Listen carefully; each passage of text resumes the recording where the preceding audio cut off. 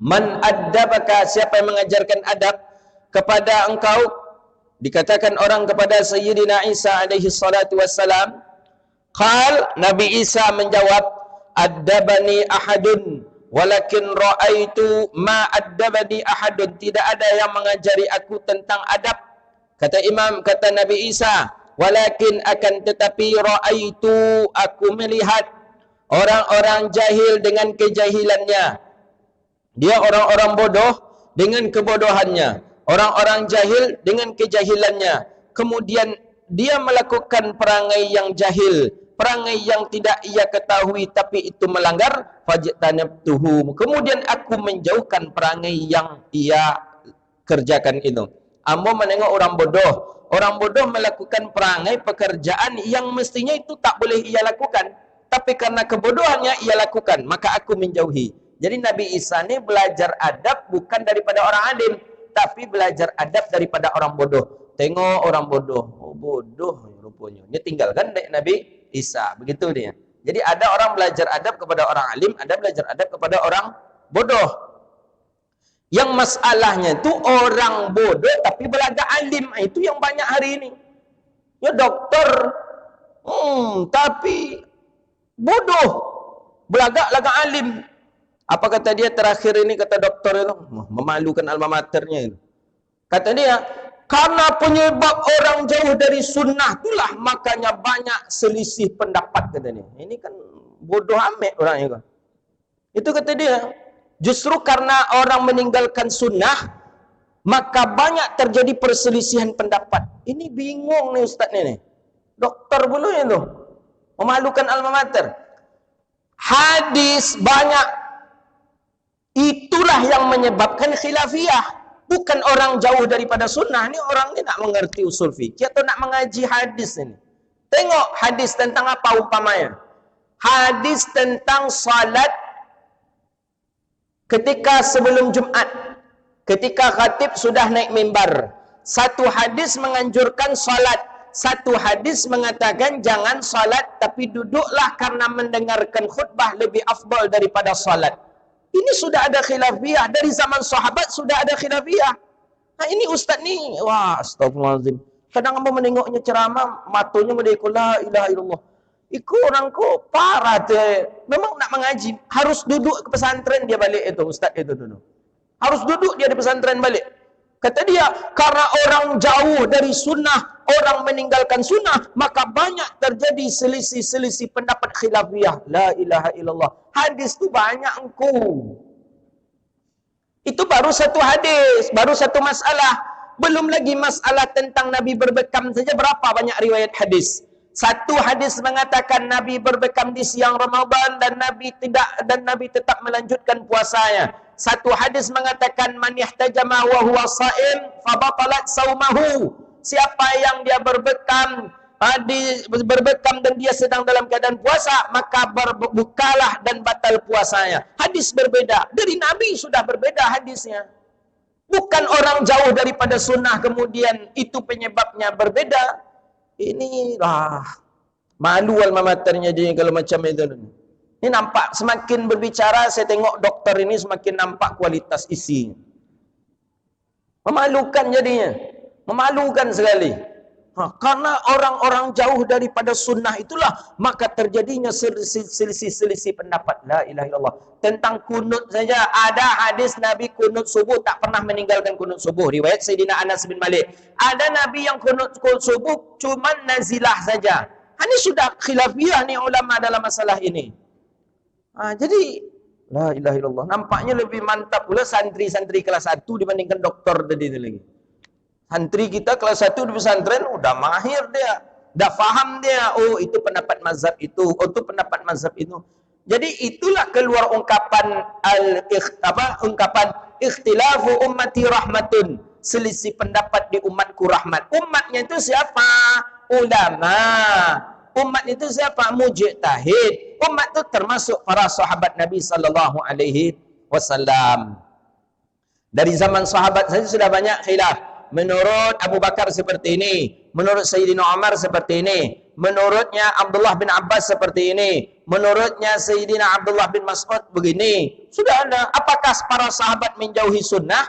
Lebih dekatlah kepada sunnah para sahabat dibandingkan kita yang hidup hari ini. Maka ini menyeleneh ini orang ini, sangat-sangat menyeleneh sekali. Nah, itu yang diagung-agung oleh Wahaboy ini. Tak betul lah. Jadi man adabaka, siapa yang mengajarkan adab kepada engkau ya Isa? Dikatakan orang kila, ma adabani ahadun, tidak ada yang mengajarkan aku akan adab. Tidak ada. Walakin akan tetapi ra'aitu, aku melihat orang jahil beramal dengan kejahilannya, melakukan suatu kejahilan, kemudian aku menjauhinya. Jadi kalau orang tu jahil lah, nampak jahilnya, itulah man kita meninggalkannya. Tapi nya jahil belagak seperti orang alim. Ini yang musibah ini. Musibah. Dan sungguh telah benar Nabi kita alaihi salatu wassalam, Nabi kita sallallahu alaihi wasallam, falawijtanaban nas, jikalau meninggalkan manusia apa-apa yang dibencinya, apa-apa yang ia benci, min ghairihim, daripada selain daripada diri mereka, maka sempurnalah adab untuk mereka. Apa yang dibenci oleh orang kita tinggalkan. Apa-apa yang dibenci oleh orang, sesuatu yang tidak elok, itu tidak butuh kepada dalil, tak butuh kepada, nampak orang tu meninggalkan itu. Kenapa orang meninggalkan itu? Karena ada sesuatu yang membahayakan. Kenapa orang meninggalkan itu? Karena ada sesuatu yang bisa menyebabkan kita tersalah, maka ia tinggalkan. Maka kalau sudah begitu, lakamal, maka sempurnalah adab mereka dan tidak berhajat lagi mereka untuk belajar kepada adab. Nah, ini dia. Jadi ada orang yang belajar adab lewat seorang alim, seorang guru. Ada orang yang belajar adab cukup dengan memandang kepada orang-orang jahil. Qala, ini masuk pembahasan baru. Wal wazifatu tsaniyah. Dan wazifah yang kedua apa? Mura'ah, memelihara, menjaga hak-hak pertemanan. Jadi kawan punya hak juga dengan kita, sebagaimana kita punya hak juga kepada teman. Itu mesti kita jaga itu. Jangan kita menuntut hak kita saja, sedangkan hak teman tak kita jaga. Punya hak masing-masing. Maka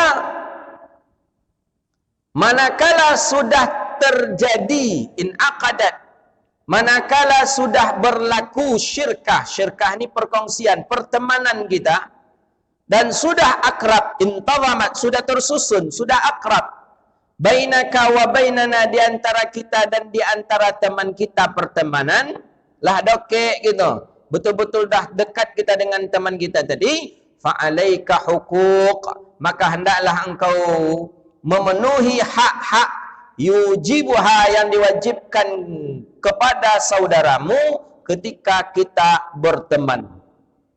Apa hak-hak itu? Pertama, wa fil qiyami biha adabun, wa qala, ya, diwajibkan kita untuk menunaikan hak-haknya, sebagaimana mendirikan kita akan adab-adab. Jadi hak itu termasuklah adab. Adab kepada teman itu bagian daripada haknya teman. Waqad qala sallallahu alaihi wasallam, sebagaimana sabda Nabi sallallahu alaihi wasallam,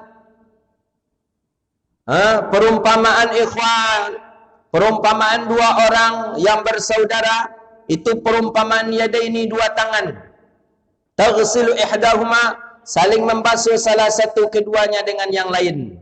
Jadi kalau awak berkawan, beribarat dua tangan. Awak jo kawan awak beribarat dua tangan. Dua tangan ni saling membutuhkan.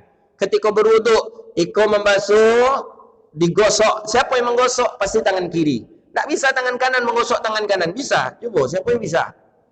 Tak bisa.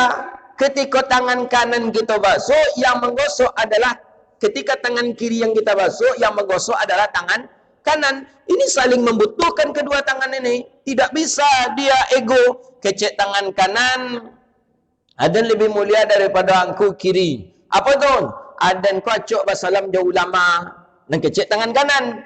Adan kau acuk basalam jauh lama, dan kecek tangan kanan, dan acuk memegang Quran, dan kecek tangan kanan. Pokok tangan kanan sombong, kecek tangan kiri, kalau tidak ada nangku kon ndak apa-apa dah. Ndak ada tu dah, pasti bisa. Tibu kan kotoran, kan ciri ayam tangan kanan. Kecek tangan kiri, coba basuh dan angku surang ni. Ni basuh nak jo hilang, nak hilang. Tolonglah dan aku guna dan dia jalan angku je lah. Tu dia. Jadi kegunaan ni sama. Makanya dalam berzikir pakai kedua-duanya. Pakai kedua-duanya. Jangan satu tangan kanan saja. Subhanallah, subhanallah, subhanallah, subhanallah. Jadi kok nak kita pakai? Tak boleh memakai itu, kata Syekh Albani. Itu untuk yang kotor-kotor. Itu untuk jadi yang kotor-kotor, tak boleh untuk. Kalau tak ada ini, tak ada fungsi ini. Bukti dalam salat, cuba kalian salat. Allahu Akbar. Jangan dilipik iko-iko. Macam mana kira-kira semayang? Ketika ruku Allahu Akbar, iko letak saja, iko aja pegang. Ketika berwuduk, iko aja dibasuh, yang iko jangan dibasuh. Sah tak wuduk kita? Tak. Maka bagaimanapun tangan kanan berpeluang dia untuk bersaksi kepada Allah dengan kebaikan, tangan kiri pun bersaksi kepada Allah untuk kebaikan. Begitu. Saya perhatikan masyayikh dua tangan dipakai berzikir. Syekh Muhammad Ibrahim Abdul Ba'is Al-Kattani, hafal sahih Muslim beliau. Dengan sanad dan matannya. Sampai sekarang masih hidup beliau. Zikir, menganjurkan kami berzikir dengan dua tangan. Albani berapa hadis hafal? Jadi jangan dengan satu tangan, dua tangan pakai. Masyayikh kami mengajarkan di Mesir, saya perhatikan dengan dua tangan. Seperti tadi, bagaimana salat boleh tak kita ibadah tidak dibasuh tangan kiri? Enggak. Dalam hal ibadah seperti wuduk, tangan kiri mesti dibasuh. Kenapa ketika berzikir kita tinggalkan tangan kiri? Kenapa hitung zikir kita tinggalkan tangan kiri? Tangan kiri pun berhak dia untuk mendapatkan peluang ibadah kepada Allah. Maka para ulama, yang ulama-una, guru-guru kita, masyayikh kita mengajarkan, sebagaimana tangan kanan pun berpeluang untuk bersaksi kepada Allah atas kebaikan yang ia lakukan, maka tangan kiri pun berlaku yang sama, bahwa dia pun bisa bersaksi kepada Allah dengan amal kebaikannya. Yang berzikir macam itulah. Subhanallah, subhanallah, subhanallah, subhanallah, subhanallah, subhanallah, subhanallah, subhanallah, subhanallah, subhanallah, subhanallah, subhanallah, subhanallah, subhanallah. Jadi adil kita. Ikut semenjak Syekh Albani pun lah nampak nama Wahabai ku mudah-mudah ikut. Alah banyak pula anak-anak kita kawan-kawan lah mudah ikut pula zikir gini. Tu tangan kiri aku ke mana aku letakkan? Sampan aja lah tangan kiri. Tinggal tangan kiri di rumah jadi bawa. Pakai kedua berzikir. Itu cara guru kita mengajarkan kepada kita. Oh enggak, itu untuk najis. Najis tak boleh dipakai. Tajak. Untuk kalian tajak tak tahu. Cari besok tajak. Tengok di kamus apa tajak ni.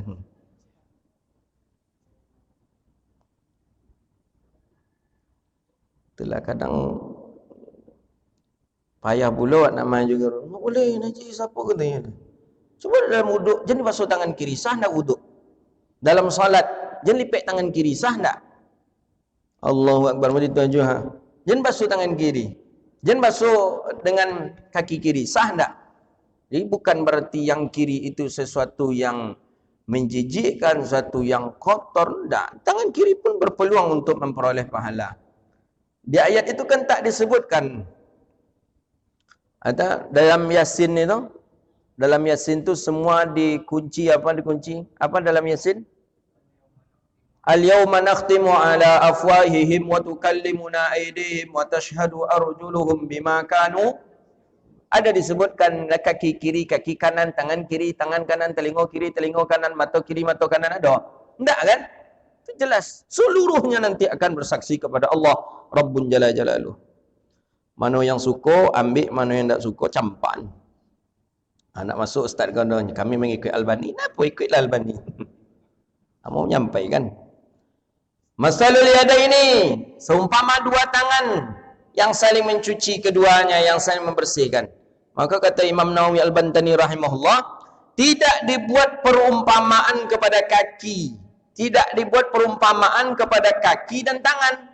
Tidak. Kenapa? Kaki dengan tangan jauh. Kaki dengan tangan jauh. Tangan di atas, kaki di bawah. Maka tidak dibuat perumpamaan oleh Rasulullah. Orang yang berteman itu seperti tangan dan kaki karena jauh dia. Kaki di bawah, tangan di atas. Tapi dibuat perumpamaan antara kedua tangan. Antara tangan ke tangan dekat ya. Sangat dekat sekali. Sangat dekat. Bagaimanapun tangan kanan butuh ke tangan kiri. Tangan kiri pun butuh dengan tangan kanan.